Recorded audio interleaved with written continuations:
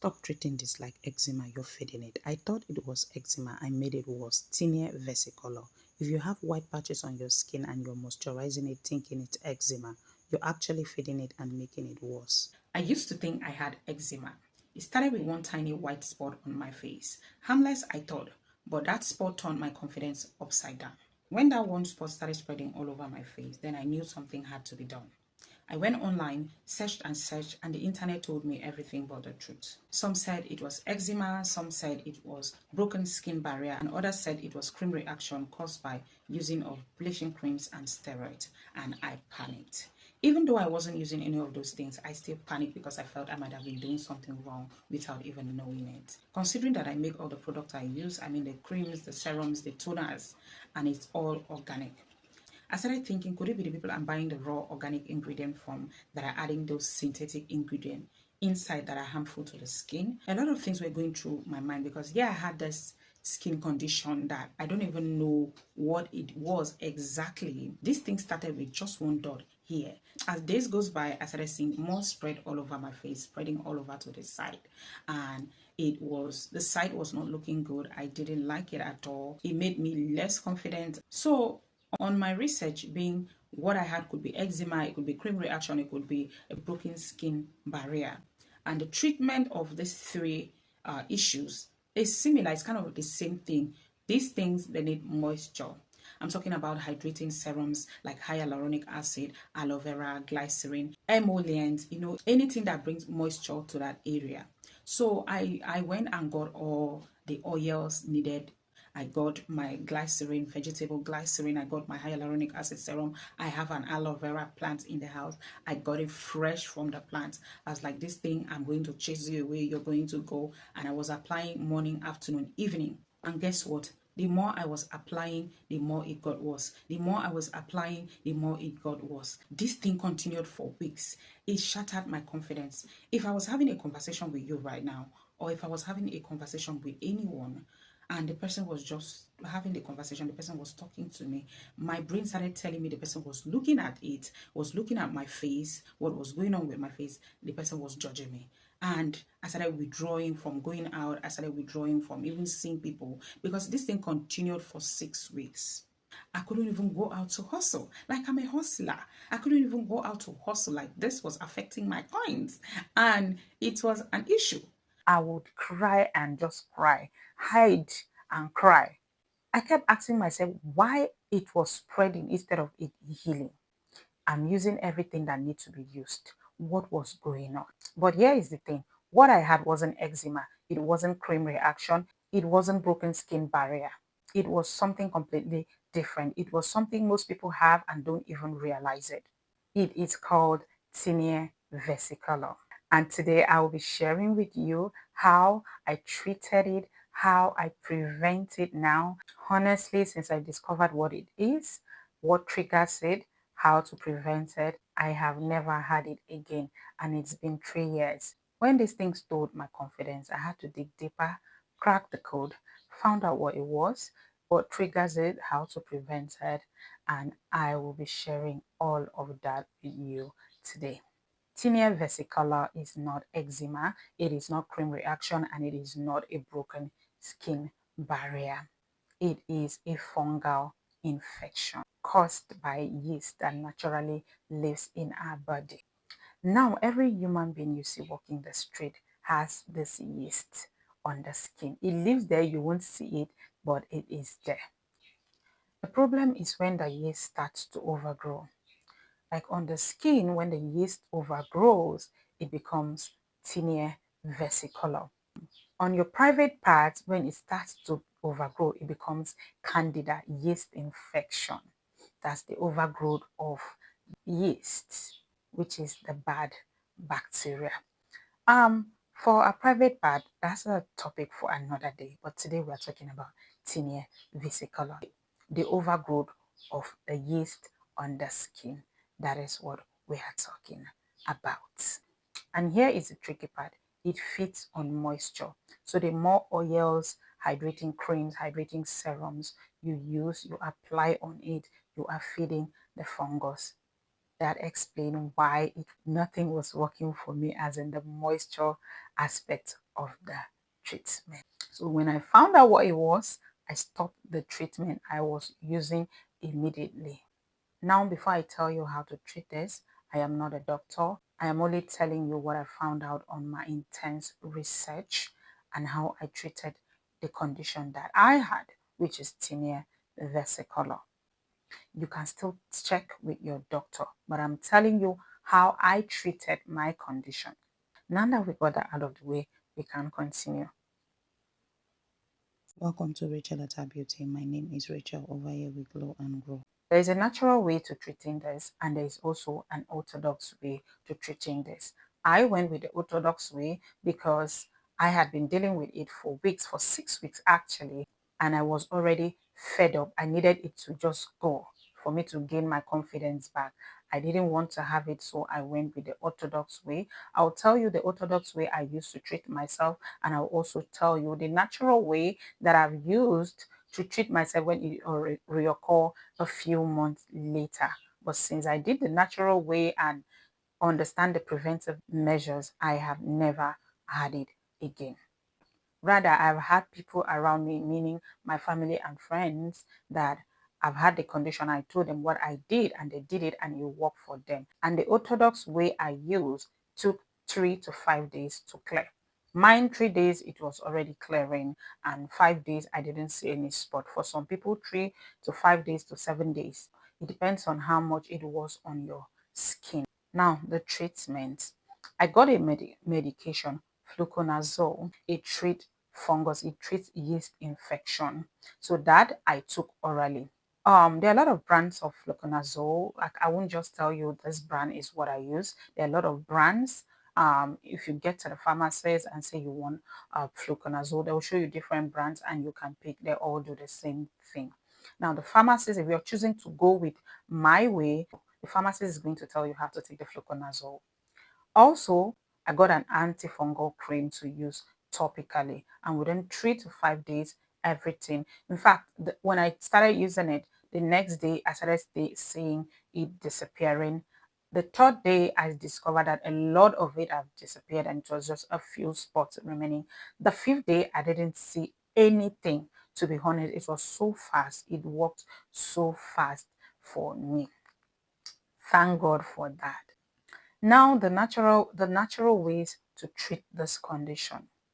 So this thing, after a couple of months later, it appeared again, and I didn't even let it spread. Immediately I saw it, I started the natural way, and within 7 to 10 days, it cleared.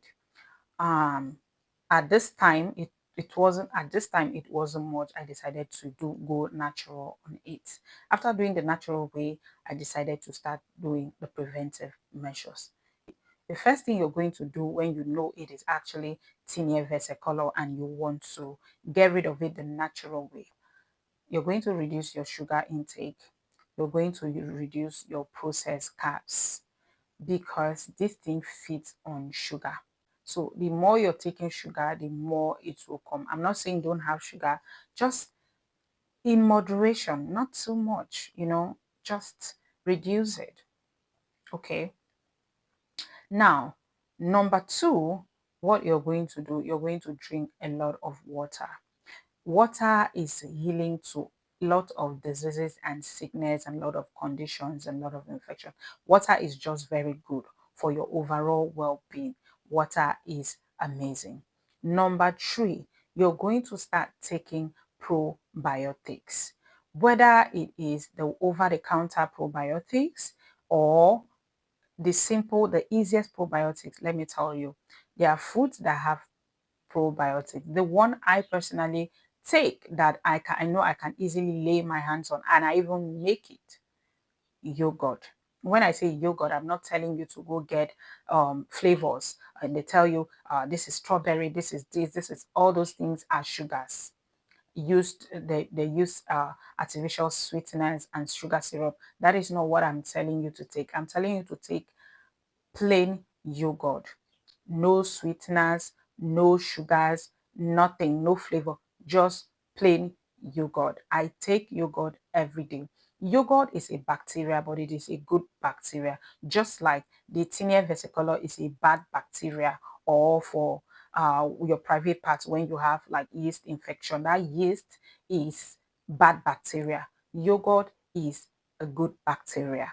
So when you're taking the good bacteria, it overpowers the bad bacteria. If you're taking it the way you should take it, it overpowers the bad bacteria. It takes time, but it does overpowers the bad bacteria, especially when you just treat it and then you start taking that will come in um the preventive measures I talked about.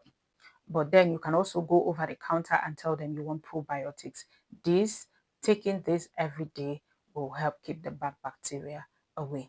There are other foods that has probiotics in them. We're talking about kefir. Kefir has probiotics in it. And we're talking about pickles. Pickles has probiotics in it. Kimchi. Kimchi has probiotics in it. And you can also take garlic. You can take garlic like you're taking garlic daily. And then another natural way you can do, you take apple cider vinegar daily. You maybe a tablespoon inside your drinking water in the morning. You take it in the night before you sleep. You do the same thing and you take it. And then you can put a teaspoon, you dilute it with water. Let's say if you use a teaspoon of apple cider vinegar and you also use a teaspoon or tablespoon of water, and you dilute it, and then you use your cotton ball and you apply it topically on the affected area. This is what you do topically, unlike you on the orthodox way that I use a antifungal cream. Then you drink clove water for at least 7 days. I have a lot of videos about clove water on my channel. You have to watch it to see why it is important to drink clove water. You can also take oregano, and these things will help get rid of the bad bacteria. Let's talk about causes and triggers of Tinea Versicolor. Hot and humid weather. Yes, this will trigger the Tinea Versicolor. That's why sometimes some people, when they wear clothes that are long, it all depends on the person too. When you wear clothes that are long or during heat period, you see a lot of people, you see them having those patches. At that period, you see that when you start looking at people, you see those patches, white patches, whether in their back, their faces, their neck, you see it all over their body. You'll be thinking it's eczema, but it's not eczema, it is Tinea Versicolor. And then you see people scratching during that time, scratching their body during their time. So hot, humid weather causes Tinea Versicolor. It triggers it. Oily and sweaty skin. So find ways to prevent oily and sweaty skin. Hormonal changes. Now, for example, there are a lot of pregnant women, when they get pregnant, they have this thing. Growing up, we used to call it eczema, but it's not eczema, it's Tinea Versicolor. If you see a lot of pregnant women, most pregnant women used to have tinea. Not all, but there are a lot of growing up, a lot of pregnant women used to have Tinea Versicolor. Of course, when a pregnant woman gets pregnant, of course, hormones will change. Things will change in her body. So those triggers Tinea Versicolor. And then sometimes when you see people with hormonal imbalance, you see that they have like Tinea Versicolor. Not all though, but it depends on the kind of hormone that change or that is triggering it. You see that those people have Tinea Versicolor. This one is very important. Unbalanced pH levels. Unbalanced pH level will also cause you a yeast infection in your private area, and then also triggers the condition we're talking about. Weak immune system. This causes Tinea Versicolor and make you prone to other conditions, other sickness, diseases, and everything. So what you need to do is always try to make sure your immune system is high and it is not weak. Even stress, yes, also stress causes this condition. So avoid stress. Now we are going to talk about the preventive measures. Now, these preventive measures is kind of like when we talked about the natural way of treating Tinea Versicolor. The preventive ways, it's kind of like that, but I mean with a few changes.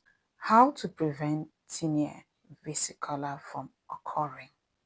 Just like I said, in the treating the natural way, you have to reduce your sugar intake. Please and please, this thing fits on sugar. Drink enough water. Water is life. Number 3, up your intake of probiotics. I've talked about this before. Please, if you're doing yogurt, do the probiotics that have no sugar, or you can do, if you can afford it, do the over-the-counter probiotics. Disinfect your pillowcase after treatment. Where you sleep, if you had tinea versicolor and you're done treating it, please wash your pillowcase with bleach and antiseptic liquid. Dry it very well. So because the thing is with tinea versicolor, growing up, I remember when someone had this condition, tinea versicolor, when someone had it, you play with the person. Sometimes when the person sweat on you, you play, and you see that that sweat that touched you, you now have it.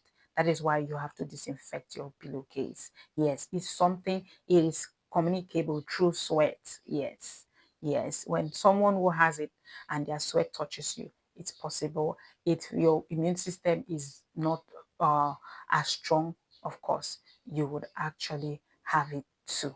So disinfect your pillowcase, wash your clothes very well. The things you use for your makeup, wash them, wash everything, and make sure you start on a clean slate.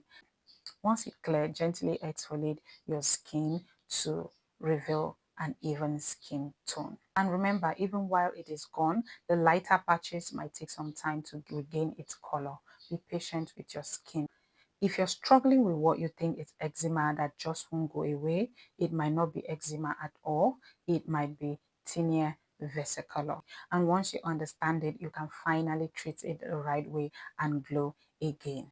If you found this video helpful, please like, subscribe, leave a comment below, and share with someone who might be struggling too. You never know. Thank you so much for watching. Please like, subscribe, share, click the notification bell. I'll see you in the next one.